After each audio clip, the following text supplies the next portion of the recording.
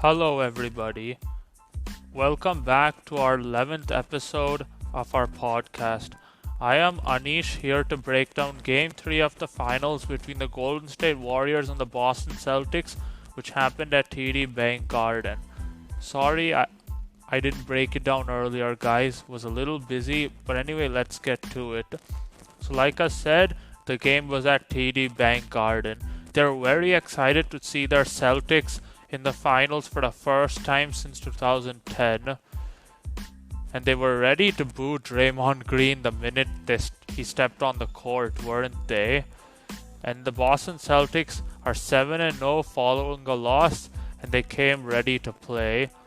And the first quarter told the story. Jaylen Brown came out firing.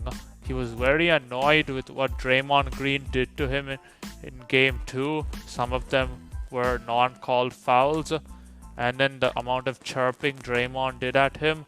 Jaylen Brown made his impact felt.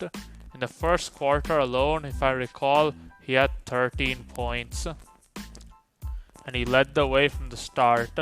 And even Jason Tatum had it going in the first quarter. As per the Warriors, Steph Curry had it going, but he picked up 2 quick fouls in the first quarter alone.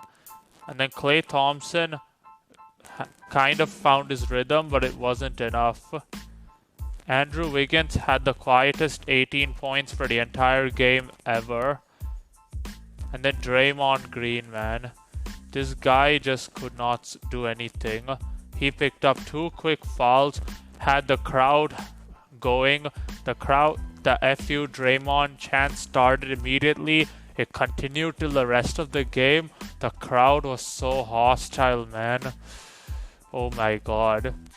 He had 2 points, 3 assists, 4 rebounds, and then 1 of 4 field goal, 0 of 2 from 3. This man had his normal triple single. As we say, the stats don't tell the story, it's his impact. But sorry to say, this man had 0 impact on the game. He came not ready to play, no energy. He didn't have the similar energy he had in Game 2. He had no rhythm whatsoever. The Boston Celtics, they would just let him roll to the basket. Whatever he does, like whenever he sets pin down screens for Klay to get him good looks, whenever he rolls to the basket, whoever's guarding Draymond, they would just be like, you go roll down, we ain't scared of you. And then they would go to contest Klay, making it hard on him. They would play like from below defense. They would play from down instead of playing normal defense that other teams play with the Warriors, to allow them to play their passing game, that everyone has to create shots for their own. Sorry about that. They have to create their own shots. And Steph Curry, he was shooting 60% for the first half, but then by the end of the second quarter, the man had 4 fouls. He was in foul trouble, so of course you're not free to play aggressive. The first quarter sends terror for the Warriors. Boston up 33-22. Man, the Warriors struggled on the boards. Let me tell you all the stats in the boards. The Boston Celtics had 15 offensive rebounds for the Warriors 6. And defensive rebounds, the Boston Celtics had 32 to the Warriors 25. The 3-point percentage, Golden State was 0.4% better, but field goal percentage, Boston 48.3, Golden State 46.2. And then the Boston Celtics went to the free throw line more than the Warriors by 9. 17 of 24 Boston, 13 of 15 for the Warriors. The points in the paint, Boston Celtics 52 to the Warriors 26. Golden State was struggling on the board. Being so small really took a toll on them. Kevon Looney and Draymond Green, pretty much Kevon Looney, like I said, Draymond Green had 0 impact on the damn game. Man had more energy on his post-game podcast than he ever did in the game. The Boston crowd may have even bothered him, but as we know, he talked so much after game 2, you have to back it down with your game. Instead, not come with low energy and cost your team the game. Man, it was hard. Though Steph Curry had 31 points, 12 of 22, 6 of 11, he was a minus 14. This man was exhausted towards the end. The amount of burden put on him, it was too much for him to handle. The Boston Celtics defense tired him out. Klay Thompson's 25 had 25 points, was 7 of 17, 5 of 13. So by the end of the first half, the Warriors were trailing by how much? Were trailing by 12, 68 to 56. Though in the third quarter, Steph Curry shined, did his normal thing in the third quarter, had 13 if I recall. And the third quarter Warriors came alive, 33 to 25. At a point in time, they came back from 18 to have the lead, but Boston quickly responded and gained a 5-point advantage heading into the fourth. And in the fourth, oh my god, this is where Steve Kerr gets the blame. When the Warriors were struggling on the glass against Mr. Time Lord, who had 10 rebounds, 3 offensive, 7 defensive, and the other Williams, Grant Williams, had 3 offensive rebounds, all in the fourth. Man, the Boston Celtics were bullying the Warriors on the boards. Draymond Green was like struggling.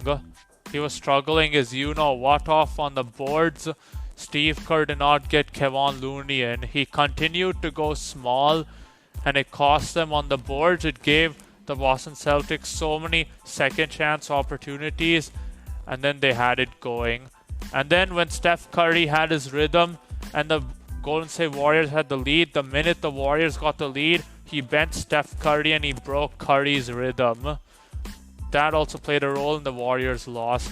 And then in the fourth quarter, Curry comes back, he benches Klay when Klay had a rhythm. That just sucks, man.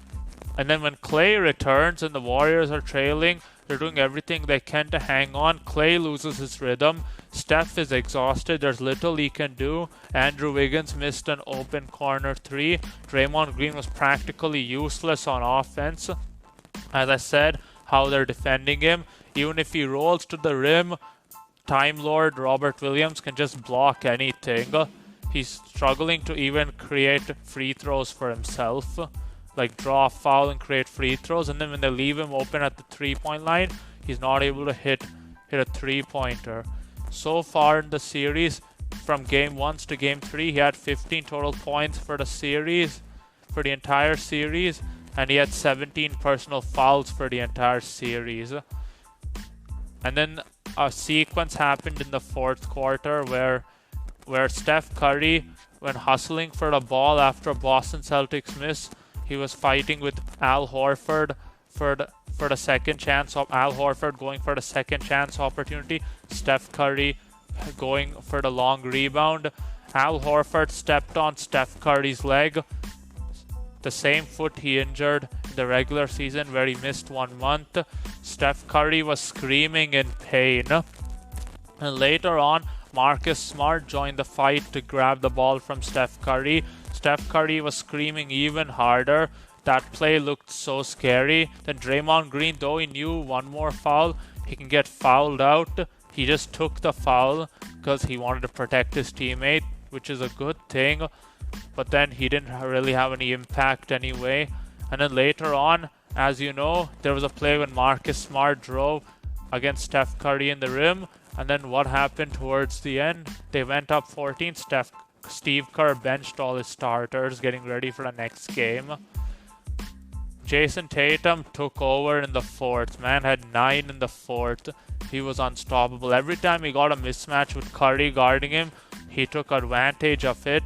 Even when Draymond was in the paint, he would just go towards the side and finish a layup. Al Horford, 5 of 7 field goals, 1 of 2 from 3, had a bounce-back game with 11 points, 8 rebounds, 3 offensive rebounds, 5 defensive, and 6 assists. And Jason Tatum had 9 assists to add to it. Every time Jason Tatum has 7 or more assists, the Boston Celtics only lost 2 times in the entire season, for that matter. And it continued here again. And Jaylen Brown was 9 of 16, 27 points, 4 of 8, 5 of 6 free throws.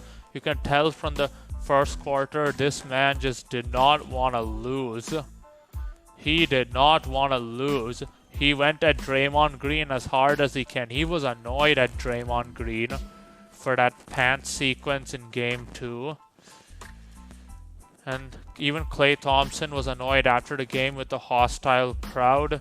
He talked about how, like, we played against rude people before. These guys are nothing new. We can't worry about them, but then they are nobodies. What they did was terrible. Something like that, he said.